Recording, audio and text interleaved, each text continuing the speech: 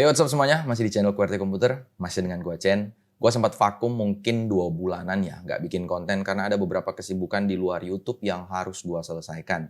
Tapi gua kembali lagi untuk rutin bikin konten buat kalian. Jadi buat kalian yang baru pertama kali ke channel ini, jangan lupa klik tombol subscribe-nya dan aktifkan tombol lonceng biar kalian nggak akan ketinggalan konten-konten yang nantinya akan gua upload.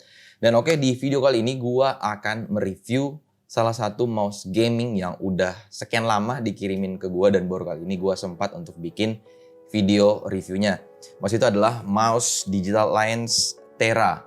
Kira-kira seperti apa performance dari mouse gaming ini? Apakah worth it atau enggak? Mungkin cocok atau enggak buat kalian? Jadi ditonton terus videonya dari awal sampai habis, jangan di skip. Namun seperti biasanya sebelum gua mulai video kali ini, gua akan intro dulu.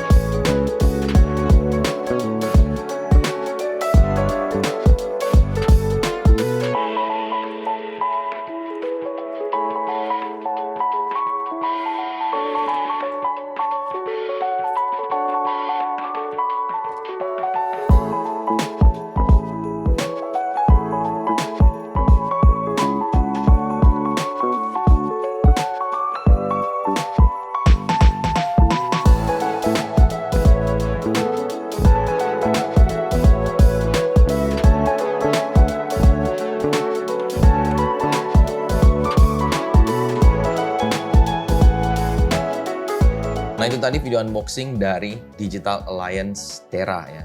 Dan sebagai informasi aja, mouse ini dikirimin ke gua oleh Digital Alliance. Jadi thanks banget buat Digital Alliance. Dan buat kalian jangan lupa juga untuk follow sosial media dari Digital Alliance. Karena Digital Alliance sering banget bikin event-event buat usernya. Dan ada beberapa hadiah yang nantinya bisa kalian cek juga di sosial medianya sendiri. Karena mouse ini udah dikirimin ke gua mungkin 2 bulanan lebih. Dan selama gue nggak bikin konten, gue jadiin mouse ini sebagai daily driver gue, sebagai pengetesan gue juga ya.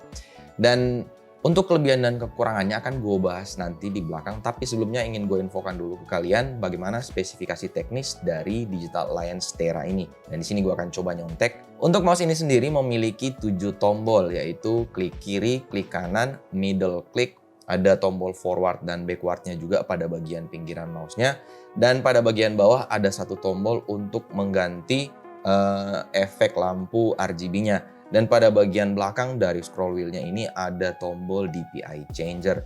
Nah, kalau untuk mouse ini sendiri bisa gue bilang adalah salah satu mouse dengan bobot yang cukup ringan ya. Karena hanya berada di angka 65 gram.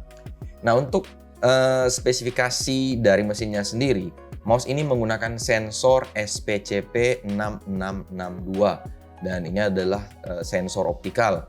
Kemudian untuk DPI-nya ini bisa diset sampai maksimal 12.000 DPI, polling rate-nya ada di angka 1000 Hz, frame rate-nya ada di angka 6000 fps, dengan tracking speed 66 IPS dan acceleration-nya ada di angka 22,5 G.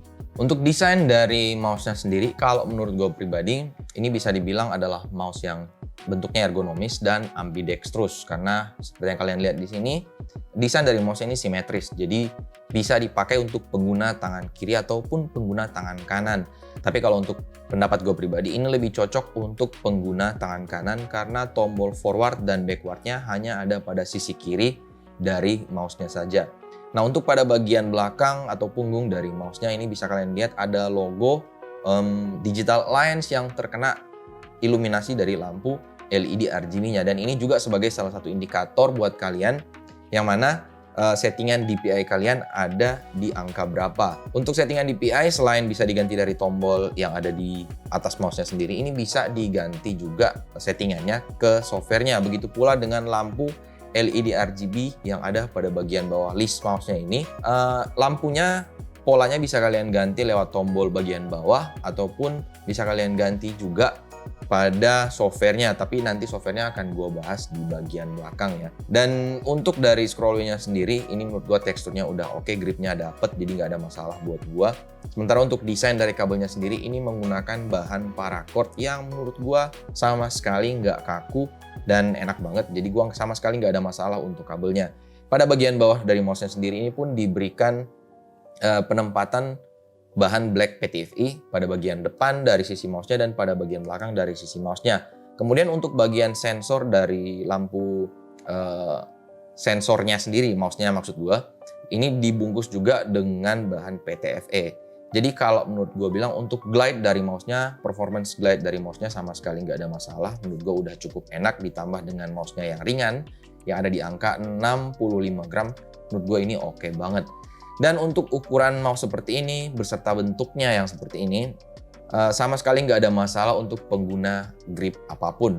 Jadi ini bisa cocok untuk kalian yang menggunakan grip palm, grip claw, ataupun grip fingertip ya. Nah kalau untuk build quality-nya sendiri, mouse gaming dari Digital Alliance Terra ini menurut gua nggak ada masalah ya. Memang masih menggunakan bahan plastik, tapi menurut gua walaupun menggunakan bahan plastik yang digunakan juga udah cukup oke.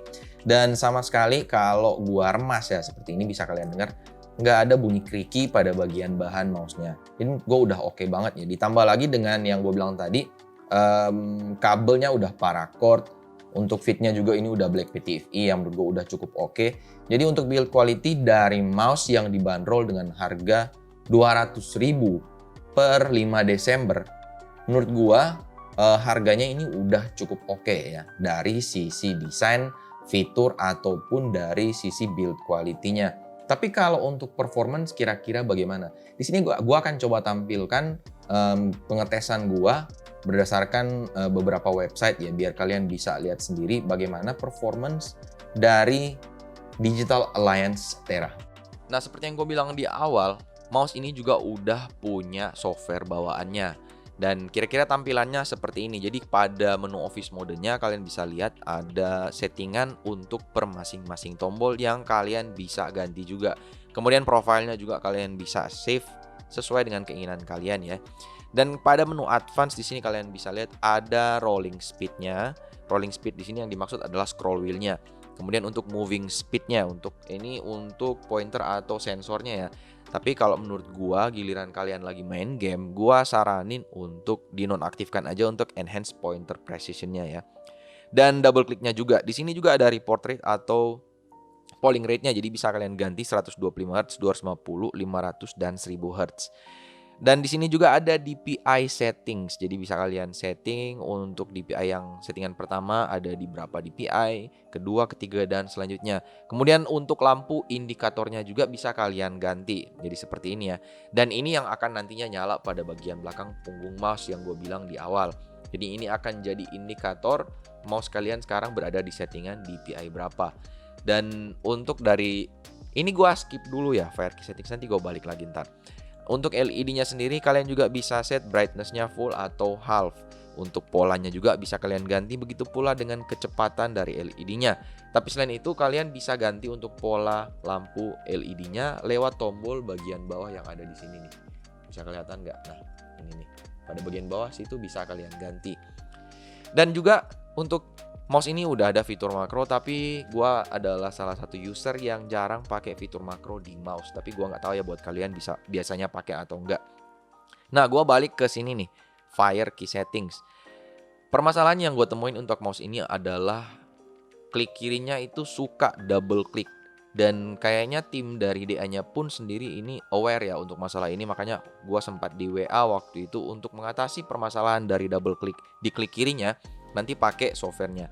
Tapi gue udah coba utak-atik dan gue sama sekali nggak ngerti.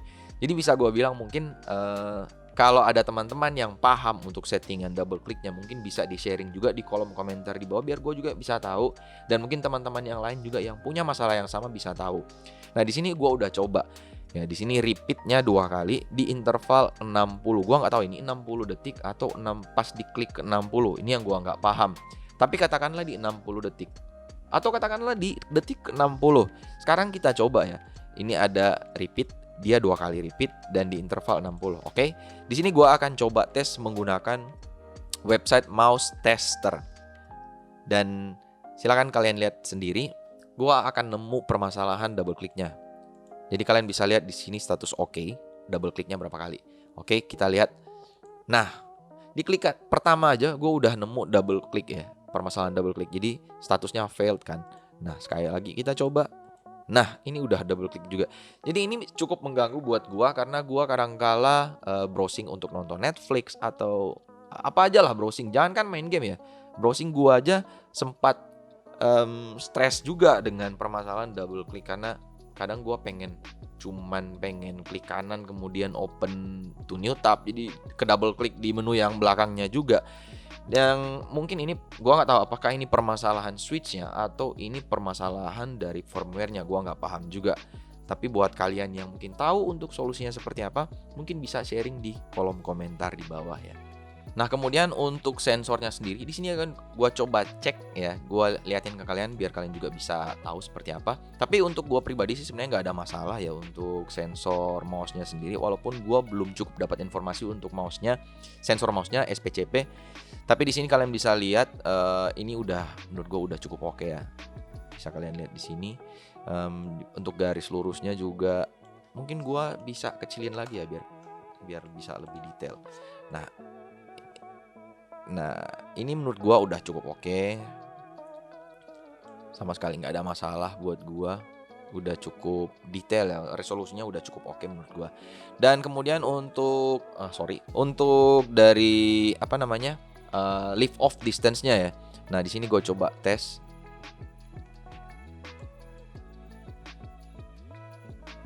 Nah, lift off distance-nya kalau menurut gue ini udah lumayan juga kayak goyang ya. Tapi apakah karena DPI-nya yang terlalu tinggi apa gimana? Tapi menurut gua untuk lift off distance-nya ini lumayan goyang ya. Silakan kalian nilai sendiri kalau menurut kalian kira-kira seperti apa. Dan ya mungkin itu adalah performance test dari mouse gaming DA Tera. Silakan tulis di kolom komentar di bawah menurut kalian performanya seperti apa.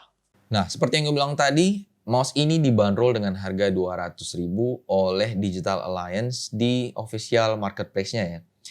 Nah, kalau misalnya menurut pendapat gua dinilai dari sisi build quality, fitur, spesifikasi teknis ataupun desainnya, menurut gua ini udah cukup oke sebenarnya, worth it di harga 200.000 kalau permasalahan dari double klik di klik kirinya ini nggak ada.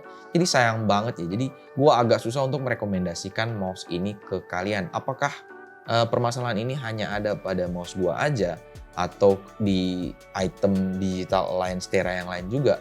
Tapi kalau menurut gua melihat dari respon tim DA-nya sendiri yang sebelum gua rilis untuk videonya udah sempat diinfokan ke gua untuk masalah klik kirinya. Jadi menurut gua masalah ini ada pada semua DA Gaming Tera ya. Jadi kembali lagi ke kalian, kalau misalnya kalian nggak ada masalah untuk klik kiri, ini bisa jadi opsi yang oke. Karena glide-nya enak, bobotnya enak, ukurannya udah pas banget, fiturnya juga lumayan, speknya juga bisa dibilang oke untuk performance main game. Jadi sekali lagi ini gue kembalikan ke kalian. Tapi kalau gue sendiri agak susah untuk merekomendasikan mouse ini buat kalian. Dan ya mungkin itu aja yang bisa gue sampaikan ke kalian mengenai DA Gaming Tera. Kalau misalnya ada pertanyaan bisa kalian lempar di kolom komentar di bawah, nanti akan gue coba jawab sebisanya.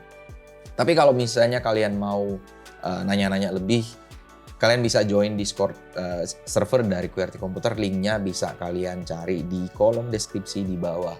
Dan gue juga akan kembali untuk rutin live streaming, jadi buat kalian yang belum subscribe channel ini, kembali lagi gue ingatin, jangan lupa klik tombol subscribe dan aktifkan tombol lonceng biar kalian nggak ketinggalan konten-konten baru yang nanti akan gue upload.